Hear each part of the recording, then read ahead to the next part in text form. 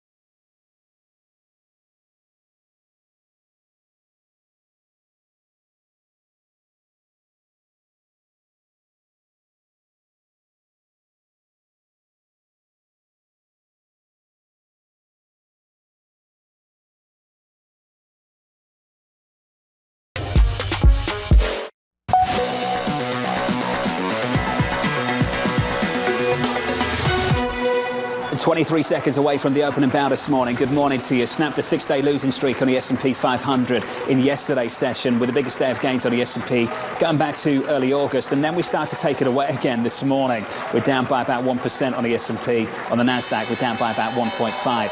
That's the opening bout. All the price action in the bond market. It looks a little something like this. A 10-year that's up 6 or 7 basis points. Your yield right now, 380. In the FX market, euro dollar not doing much. Euro dollar 97.31.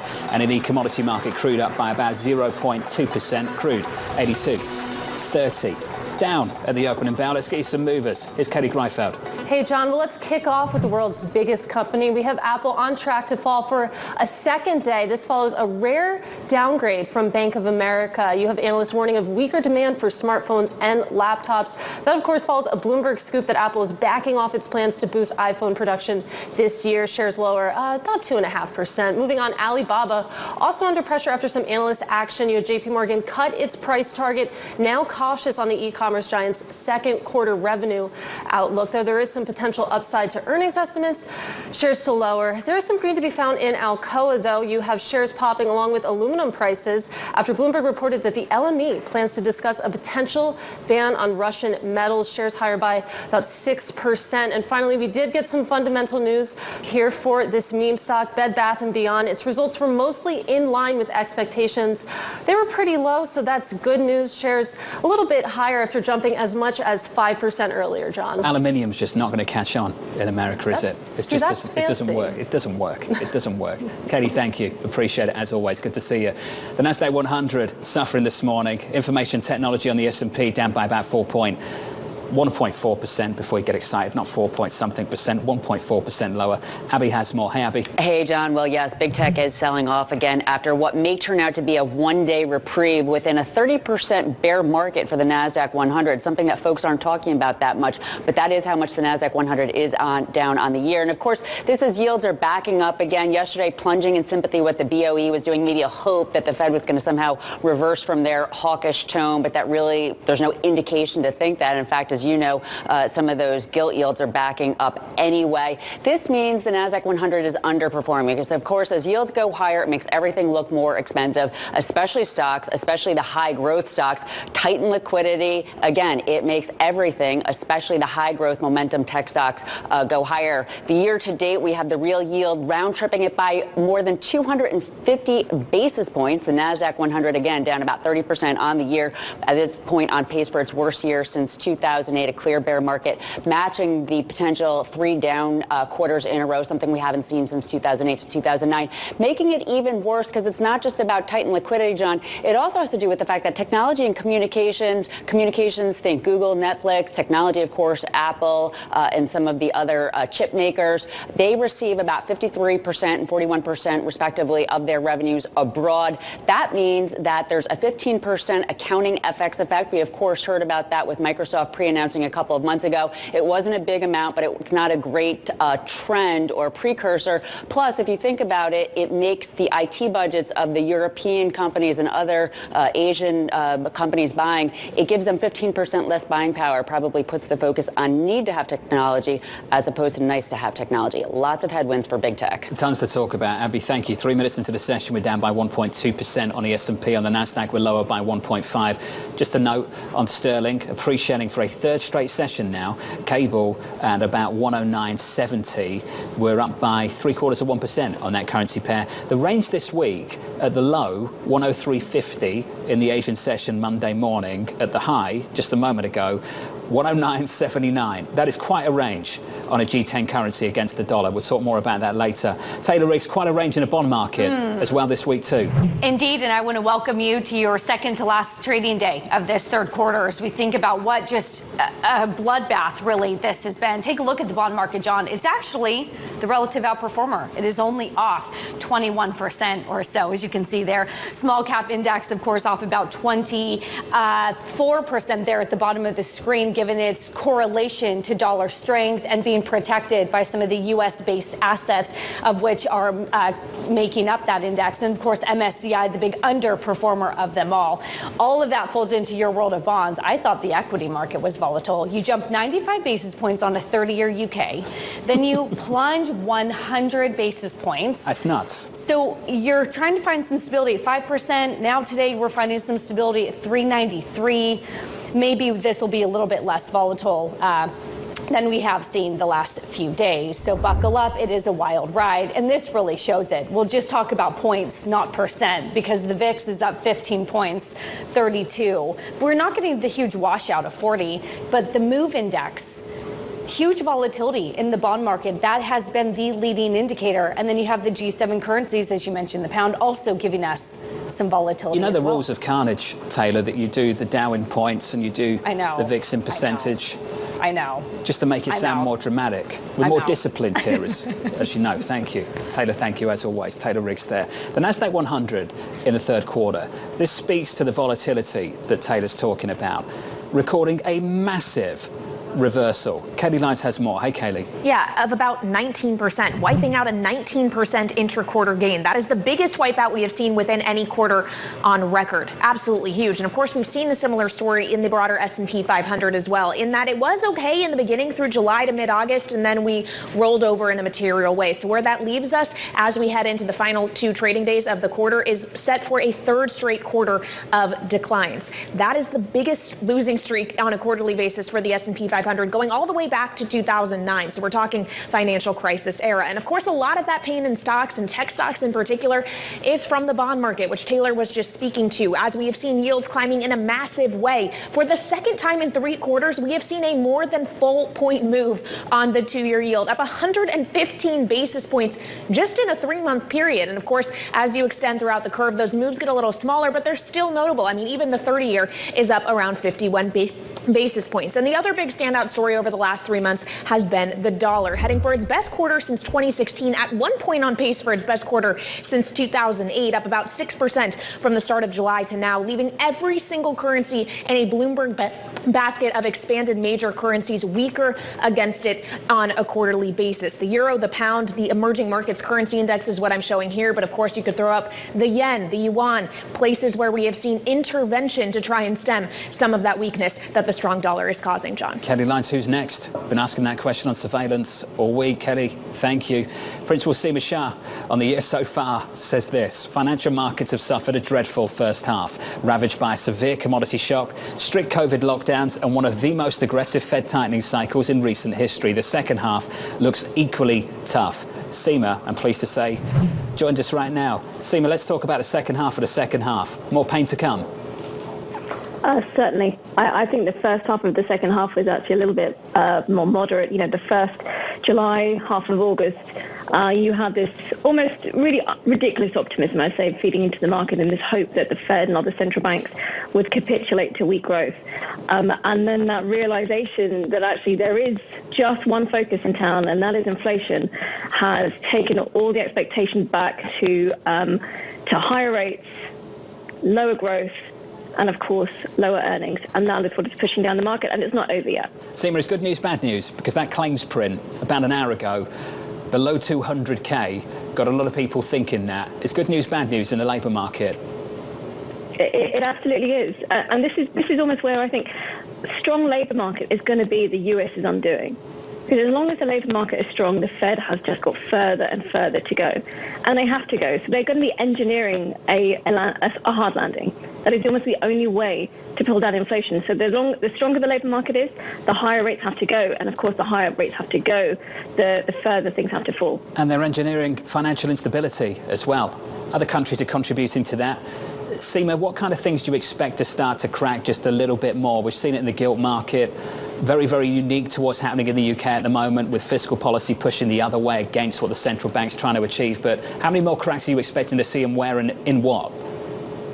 Yeah, you know, it's absolutely true. I think in the last couple of weeks, you do feel like this market frenzy is starting to really escalate. And at some point, it's going to hit that point where, you know, other things are going to break. And as you said, the gilt market, it is specific to the UK. But this is all driving in the same direction of concerns about inflation. Governments may be trying to offset growth, probably certainly not in the right ways than in the UK. But you can see that there is the same movement everywhere. Now, we are looking really towards the dollar. Where is that going to happen? Historically, every time the dollar has got to this point, something has happened. Be that some kind of intervention, some kind of emerging market crisis, potential liquidity problems, but that's what we're watching. And then throw into the mix quantitative tightening. And I do think that there's been a little bit of an underestimation of the impact that could have.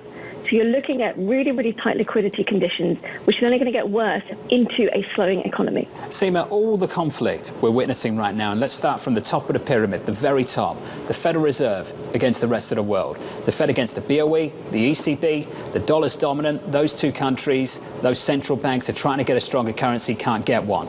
Within the UK, the conflict between fiscal policymakers and monetary policymakers. Within the central bank, the conflict between trying to preserve financial stability and trying to get inflation lower as well. Seema, we can talk about the risks associated with all of that conflict. Are there any opportunities out there off the back of it? That question is getting tougher and tougher and tougher. So look, there are going to be opportunities. They really want the small ones to pinpoint, things that can potentially work out well, do well in a recessionary environment. The truth is that things are getting tighter and tighter and tighter, as you said. So now, for us, for investors, it's really about increasing your liquidity, right? Because when that bottom comes, given how far valuations have come down in so many markets, there will be some fantastic opportunities. And when it comes, it will come very, very quickly and furiously. So we do think that if anything that you're thinking about within your portfolios, start to increase that liquidity because there will be opportunities and you need to take advantage of it. As of today, we would be underweight equities, you're underweight credit. Real assets are probably the one area that continue to throw up some opportunities, things like listed infrastructure, even commodities, but as long as you're taking a kind of a 5-10 year horizon. But really the number one message from us is increase your liquidity so that you are able to take advantage of the opportunities. Nasdaq down 2%, S&P down 1.6% in today's session about 11 minutes in. We've seen capitulation, I wouldn't call it that, intervention from the Bank of England. We've started to see just a little bit of softening of the stance in China too. China right now allowing some cities to cut the minimum first home loan rates. Seema, who's next? Where do we start to see that just a little bit of a pivot? I'm not talking about the Fed, I'm just talking about elsewhere. Look at where the most tensions are. Who's really, really starting to struggle? Where is the economy starting to struggle fundamentally? And I'm not talking about like a US recession, which is, we think, going to be short and shallow. This is going to be somewhere where households are really starting to struggle. And actually, there will be a point where the tension gets too great and central banks almost have to change strategy. But you have to pick out which of the regions. It's not going to be in the US because, fortunately, I should say, the economic conditions are not that dire. You look towards Europe, and actually I think that the ECB, it can raise rates 75 basis points in the next meeting, maybe another 50 at the one after that, but then you're really pushing up against economic tensions. So I'd be looking at everywhere but the US for some kind of capitulation. Italy yields up big time too. It's not just the Bank of England, it's the ECB that's got to think long and hard about this stuff too. We're up 10-11 basis points on Italian 10 years today. Seema, thank you. Seema Shah there. Yields up almost everywhere. The Italian 10-year, the ECB talking about hiking rates and QT. Do you want some more Fed speak? It's coming right up. The federal funds rate next year would increase to 4.5 to 4.75. It's pretty clear that everybody has in mind a continued increase until we get to that point, I'd say like March 2023. Before the week is out, you'll hear from Mester, Daly, Barkin, Brainerd, Bauman, and then Barkin again, and then Williams, and a whole lot more. That's next.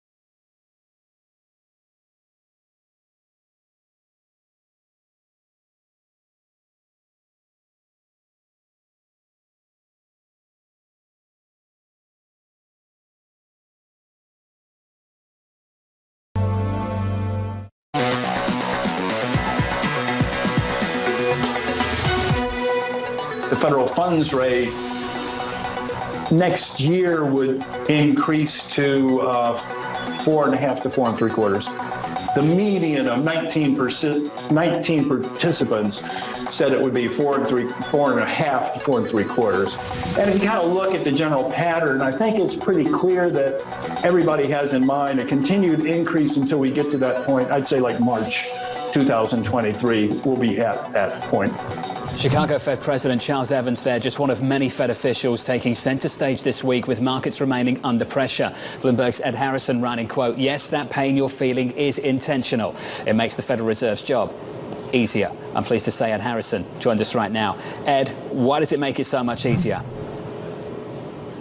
It makes it a lot easier because they need to get rates up in order to ease the economy, make sure that the economy is moving in the direction they want. But you have to think about the political consequences here. I mean, the Fed, which wasn't elected, by the way, is basically saying that it wants people to lose money, or on the value of their homes, the stock and bond markets, throw people out of work, in essence. And they reside in Washington, obviously, so they have to walk a fine line. That's why I think that they're going to get to 4.5% and not much more, despite what Charlie Evans just said. Ed, I was having a really strange conversation this morning, and it is strange to sit there and say that jobless claims below 200K is bad news for the Fed. I'm not sure a lot of people in this country can get their hands around that, Ed. Why, for this Fed, good news in the labor market is bad news for them? Well, it's the essence of their being behind the curve. I mean, because you have three dichotomies here. You have the U.S. versus the rest of the world. That's why we're seeing what's happening in the U.K. We have financial markets versus the real economy. The real economy is doing just fine, but the financial markets are starting to fall apart. You have retail and housing on the one side, which is in recession, and you have services which are doing just fine on the other side. This is the essence, the Scylla Charybdis course that we're on because they're behind the curve. So I think that we've actually hit peak hawkishness because of that dichotomy. I don't think that they get to 4.5% in 2022. I think that they, despite what Evans was saying, that they're going to get to 4%, maybe 4.25%, and that's it, because they have to slow the pace or something more important is going to break in the market. The negative feedback comes from financial markets, Ed. We're arguably seeing that in the UK. I think we are this week, that's for sure. For the ECB, it could come from Italy. And is it international for this Fed? Is it something domestic? Is it liquidity in the Treasury market? Can you identify what that circuit breaker might be for them? Yeah, I think that when it's all of the above in many ways. Really, you think about CLOs. There's not the uptake there. I think that that's one place to look for in the domestic economy. Another place to look for is housing. We saw the numbers in terms of home sales, pending home sales, just plummeting to almost a record decline month on month. So these are the things that will tell them that we're already seeing. If they're not backward looking, if they're forward looking, they'll see this as this is going to eke out into the rest of the economy. It's not going to just be retail and housing. It's going to also be increasingly services as well. And so they're going to have to slow the pace. They can't do 75 basis points or they're going to have a financial accident. Ed, I've been meaning to get you on for a while. Thanks for being with us. Let's do it again soon. Don't be a stranger. Ed Harrison there on the latest. His view on where he thinks this Fed's going to go. One thing for sure, we're seeing a lot of blinking and a lot of intervention. This from Germany.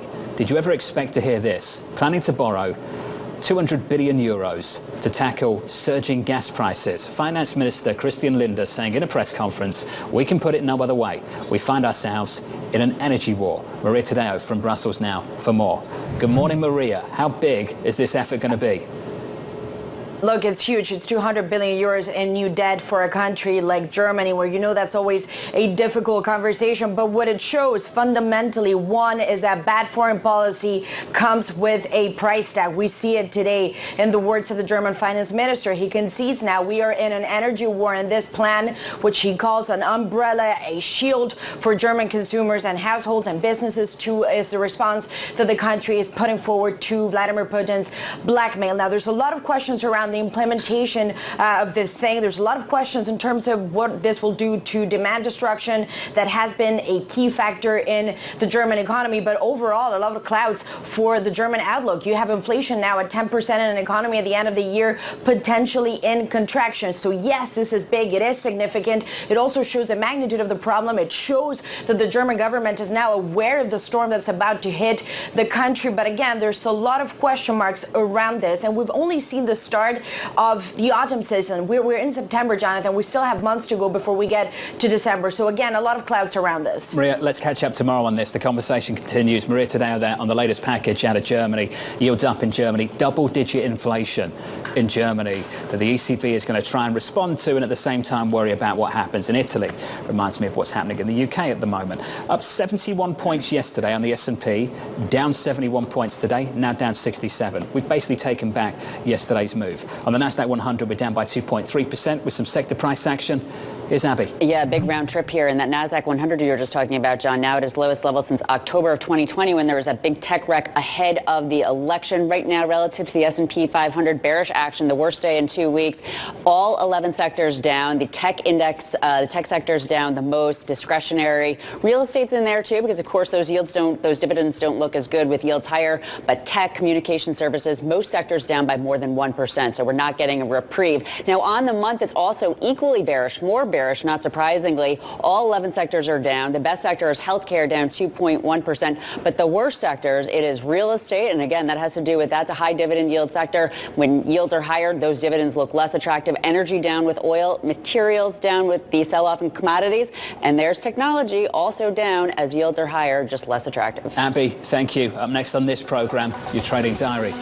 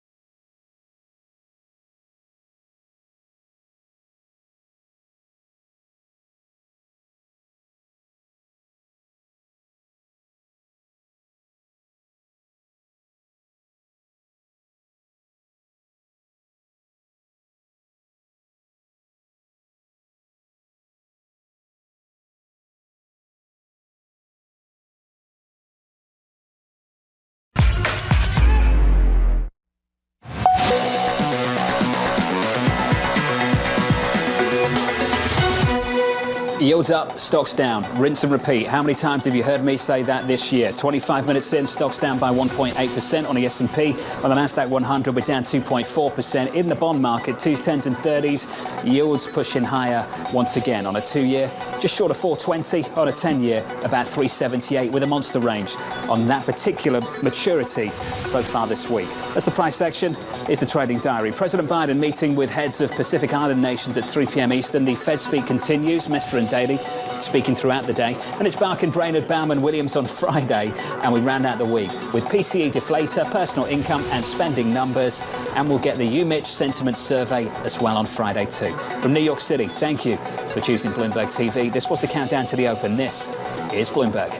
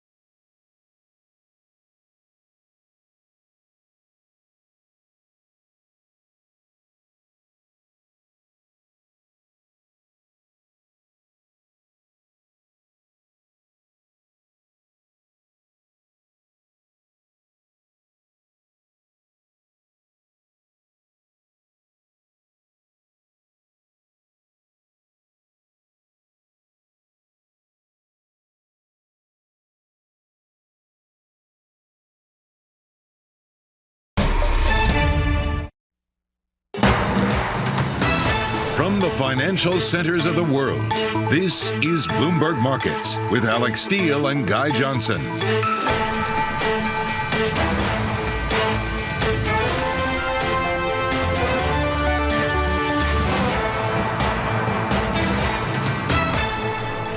It's 30 minutes into the U.S. trading day, and here are the top market stories we're following for you this hour.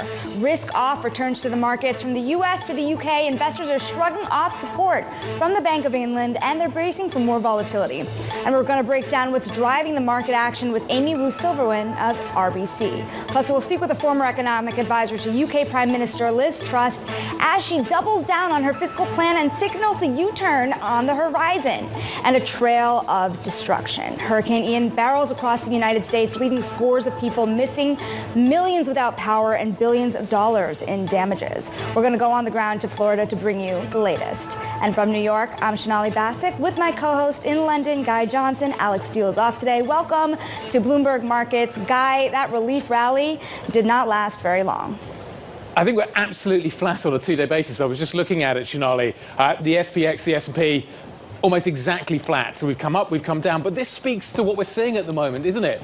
Incredibly whippy markets. And we're seeing it all over the place at the moment in a multitude of asset classes. And this is where the risk lies. People just can't cope. Their risk models can't cope or allow them to cope with this kind of volatility. They sure can't cope with the volatility, and you have to wonder how much leverage is left in the system. I know that we're going to be talking a lot about that. Think about how many trades, Guy, are just so crowded, from equities to the dollar to treasury markets, and that leaves a lot of people vulnerable if we see another leg down. Absolutely. I think yesterday was emblematic of this challenge. The last few days have been emblematic of this challenge here in the UK. There is leverage still in the system. It's not where you necessarily expect it to be. I think smarter people than me had figured out that there probably could be a problem in the pension market here in the UK. But what it highlights is that there is still leverage in the system, and that leverage can pose huge problems and do so very quickly. So Sonali and I were kicking around this a little bit earlier on, trying to figure out what our question of the day is. And after what we've seen over the last few sessions, Sonali just alluded to it, how much leverage is left in this system? And more precisely, where is it? Joining us now to try and answer these questions, Bloomberg's Vincent Signorello and Bloomberg's Katie Greifeld. Katie, the last couple of days, the UK has been the epicenter of the action, and we've seen leverage and the impact that it can have. How much leverage is left in the financial system right now? It's a really good question. I went on a little bit of a wild goose chase trying to find you an answer this morning. If you look at margin debt, which is a pretty good measure of how much retail players have in terms of leverage, it's still $687 billion, which is a lot, but it's much lower than levels that we saw, especially over the past 2 years. So it's still out there, but it's come down a lot. That makes a lot of sense when you just think about the drawdown that we've seen. When you think about more of the institutional players, it's really, really hard to judge. Anecdotally, we have heard that a lot of people have been flushed out. Maybe they've gone to cash. It's a scary market out there. So it's hard to judge, but there is a lot of fear as we get into maybe the second leg of this bear market that we could see more leverage fuel blow-ups similar to Archegos that we saw a year or so ago. And that's on the more extreme end of the spectrum. On a more simpler end with the pensions in the UK, you saw all that hidden leverage. And Vince, you know, the reality is more than 10 years of leverage is going to take a long time to unwind. So do you think that the market that is trying to get back in might find that that could be painful as more trades can still be unwound? Yeah, I think stepping in right now is definitely a painful trade. I mean, the only people who I talk to who are really involved in this are day traders, and that's because they're in and out. They're not long-term players. They're not buying now to hold for sometime next year. I think there's been a lot of outflows. Lipper keeps these numbers from funds, both the high-yielding funds and the investment funds. There's probably a fair amount of money in cash, but it's cash that's not really willing to be put to use. And you guys were mentioning earlier, the reversal from yesterday, I think that speaks of more positioning in the markets. Yesterday, and we've seen a lot of trades stretched out to 2, even 3 standard deviations. So yesterday was just a short squeeze based on, you know, not really news in a way for equity markets. That was more of a stability thing the Bank of England was doing for the fixed income markets. And then today we're seeing it just revert, which is the sentiment of the market is still short. The bigger picture, though, and Sonali was talking about this, though, Vince, is that we are seeing a paradigm shift. We have had 10 years plus of interest rates low or falling. And the logical thing to do in that kind of environment is to gear up. We're now changing the pattern. We're now changing the model. You've been through a number of these crises. How long do you think it's going to take to shake leverage out of the system, for everybody to unwind the positions that they have, for that mentality to change? I think it's going to take the Fed pushing us in a recession, and I think that's very, very highly likely. I mean, we heard Bullard again today. We're going to hear more Fed speakers today. None of them are taking a foot off the gas. They all are saying that rates are high and need to go higher. We heard it yesterday as well from a series of Fed speakers. I think the Fed is, you know, we saw it this morning in inflation numbers higher again as well, unfortunately, and so that's just going to gin them up and keep them pushing rates higher. The leverage will stop. And the pain will stop in a strange way when we get pushed into a recession, because that'll take the Fed, that'll give the Fed pause. You know, we have headlines crossing the wire about where the NASDAQ is headed, and it's not very pretty. The slump is extending to 3%, reaching its lowest levels since June 17th. And Katie, on the sidelines here, you were talking to me about just yesterday, people trying to get back in. How are those trades today being unwound already? Not great, Sonali, quite honestly. I mean, if you look at the ETF inflows, which I track very closely, About a combined $5 billion went into the Qs, went into SPY. To Vince's point, really, I think the Fed speak is going to rule the market over the next few days, because if you think about what fueled that dip buying, it was the Bank of England coming in, intervening in the bond market, sort of a reminder that central banks still have your back, but the Fed, we know, is very intent on getting inflation down. Yep. That's going to be a painful process. You're seeing that in the price action this morning. Vince, to both of your points, though, you talk about the Fed causing a recession. What we saw yesterday was the Bank of England switching from its monetary policy role to its financial stability role. Basically, the grown-ups in the room said, yeah, we got to fix this. There's a big problem here. We need to take action. And I'm wondering whether or not we are approaching the point where other central banks are going to find that problem as well. Rates are going up very quickly. US mortgage rates jumping to 6.7%. That's the highest level since 2007. We are approaching potentially the point at which financial stability risk becomes more important than inflation risk. And I'm wondering how you think central banks will deal with that and how the market will manage it. I think you make a really good point, and I think financial stability risk is probably a little bit closer here in the U.S. Than folks are pricing in. We've seen mortgage payments basically doubled over the last 2 years, and we're seeing it in home sales dropping. We're seeing it in just about every economic indicator is dropping, even though the Fed is standing pat and pushing hard and raising rates.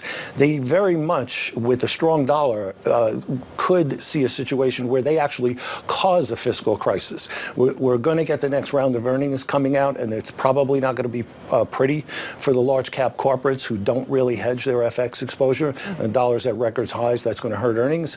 And we're going to see issues, I think, with individual leverage based on where rates are. And you're going to see it in the housing market, where this whole forbearance is done and landlords are trying to recoup gains by raising rents so aggressively. So people just can't afford what's coming down the pike, and that's going to cause some major issues. Trouble ahead. Bloomberg's Katie Greifeld and Vincent Signorella, thank you so much for your time. And coming up next, we're going to dive deeper into the markets, what's underneath the surface, with Amy Wu Silverman, RBC Capital Markets equity derivatives strategist. She joins us on our question of the day next. This is Bloomberg.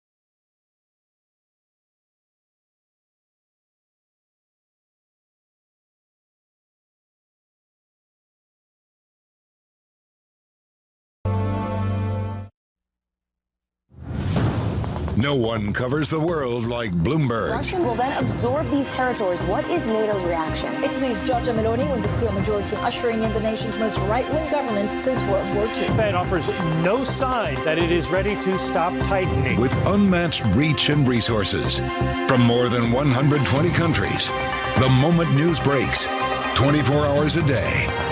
Bloomberg, your global business authority.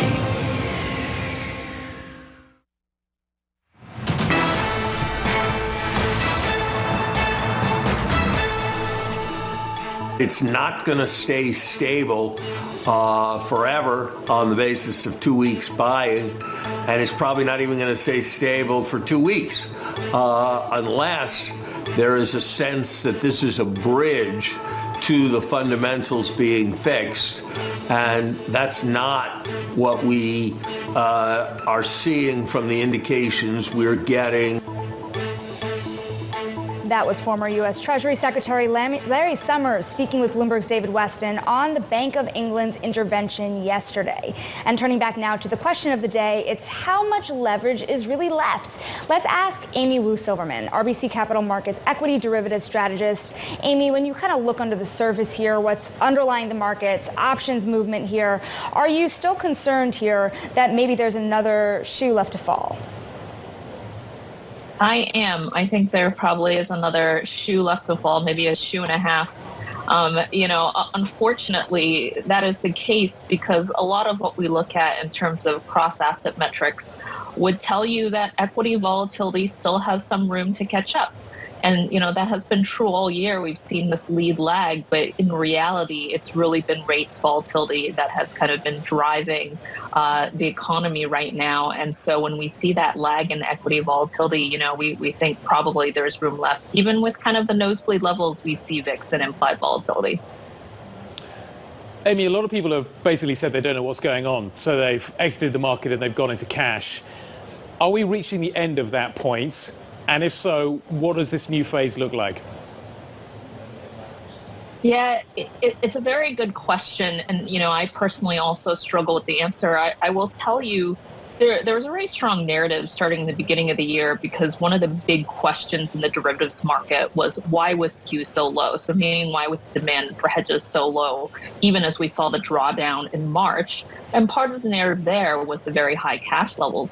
Now, I'll tell you something that's running counter that. We're actually seeing a much larger pickup now for demand for those tail risk hedges, for those really out-of-the-money put options, which would tell you even if there are people on the sidelines, and I'm sure there are, that demand really is picking up as we start to see not only things break as the Fed raises rates here, but obviously what's going on cross-asset in Europe as well. So you're actually continuing to see that demand even if there are people on the sidelines. I'm curious about the hedges here. How much are people flocking to hedges to the point that the hedges are expensive? You talk to the big tail risk funds and they're very, very critical or skeptical rather of the put option buying strategy here. So are there other places that are maybe less crowded? Yeah, that's really interesting because I'll tell you, if you kind of look, on your Bloomberg terminal and you put in the put index versus the P-put index, what's actually been working this year, what's actually made you money has not been systematically hedging. It's actually been systematic put selling. And so the question is, what is changing? What is that inflection point? I think first, there really is a real kind of dawning realization on investors. There are true tail risks out there. So what happened with gilts in the Bank of England is one. Two, that just what's happening with Russia and Ukraine as that situation escalates. Just the unknown unknowns are coming to the forefront right now. And then the other thing I would say is there is an interesting dynamic where investors want to hedge even as hedges get expensive, because the reality is you always need that momentum to go with you. Otherwise, you are just burning premium. Are people monetizing hedges? Are people using hedges? Are people rolling hedges? What's the strategy? So last week, what we would have expected to see, given the moves down last week, is more monetization of hedges. We actually didn't see that. So essentially what people were saying, and again, even with the rally yesterday, you didn't see that much monetization of hedges. People are keeping their hedges on, even, keeping them, rolling them into the end of this year. And so that tells me, especially with the term structure inverted guy, that there is still a lot of nervousness and there's still room, people believe, for more downside, again, even with a VIX above 30 and even with implied volatility short-term higher than longer term. How close did we get yesterday to a panic moment? I know you saw that rebound in the U.S. market at least, but you could argue that that was a safety trade. And so I'm wondering, to the extent that there's more contagion or more delevering, which is really the basis of what we're looking at here, how much is really left there? How close are we to panic? So, I would say we're medium panicked, but not high panicked. And one thing we look at is we look at both the measurement of tails and skews. So a 1 standard deviation drawdown in the market and also a 3 standard deviation drawdown in the market. When you look at those two metrics on a 1-year basis, look, they're elevated. They're above their kind of mid percentiles, but on a 5-year basis, these are all still trading at their bottom quartiles, meaning they have room to go historically. And then the other thing I would say on top of that is, even when you had that rally yesterday, the fact that we've come back down so sharply is just not great for volatility. It's actually that whipsaw, which, makes your realized volatility really high, that then keeps your option prices high and bid, even, if we get another rally again. It's actually that whipsaw that really concerns people and that fuels kind of option prices staying at a relatively elevated level. Amy, the ultimate hedge is the Fed. The ultimate hedge is the Fed stepping in and saying enough. We're starting to see central banks around the world, given the pace that we are seeing assets shift at, starting to have to step up. The Bank of England, probably the most notable example of this thus far, focusing on financial stability rather than inflation. When you talk to people, is there still a belief that if things get too bad, the Fed's going to be there? I would say that has slowly shifted. When I speak with investors, I think there was this idea that Powell could not keep his poker face on. And, with each passing meeting, with each kind of Jackson Hole speech that happens, I think that resolve has strengthened. And, even if you listen to Powell himself, he'll say during the conferences, if I break this poker face, then I allow people to read into that. So I've got to almost overplay the fact that will remain strong. So, look, unfortunately, I don't think that aspect is going to break, which is why I think you are starting to see that feed into these low skew levels at the start of the year, finally picking up, finally seeing those panic hedges. It's interesting, isn't it? The Fed definitely in control of the narrative. Amy, as ever, a huge pleasure. Amy Silverman of RBC Capital Markets, thank you very much indeed. While we've been talking, the S&P now negative on a 2-day basis. We continue to roll over sharply. SOX 600 in Europe down 2.4%. That's the lowest since November 2020. Still ahead, risky business. Investors certainly appear to want higher yields to take on part of Apollo's $3.9 billion Brightspeed LBO. Interest rates 10% plus, just not getting it done at this point. We'll talk about that next. This is Bloomberg.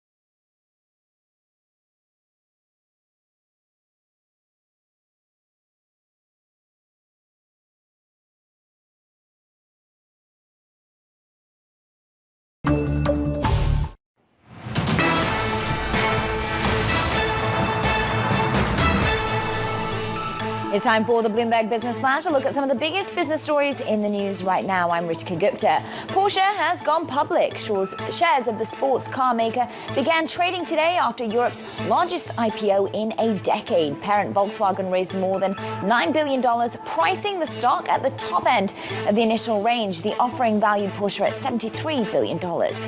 Japan's SoftBank Group has begun laying off employees at its loss-making Vision Fund. Bloomberg's learned that it's expected to cut at least 30% of the staff. The Vision Fund unit had about 500 employees. It recently posted a $23 billion loss, with most of that coming from a plunge in valuations of portfolio companies. And Wall Street is dealing with a persistent slump in deal-making and capital markets activities. Jefferies reported that profit fell 52% in its latest quarter. Total investment banking revenue plummeted, although it still did better than expected. But Jefferies warned that investment banking pipelines remain similar to last quarter's levels. And that is your latest business flash. Shonali? Thank you so much, Ritika. And we're going to stick with Wall Street because now a group of banks led by Bank of America and Barclays, they're struggling to get investors behind a nearly $4 billion debt deal for Apollo Global Management. And that leads us right back to our question of the day. It's how much leverage is left in the system.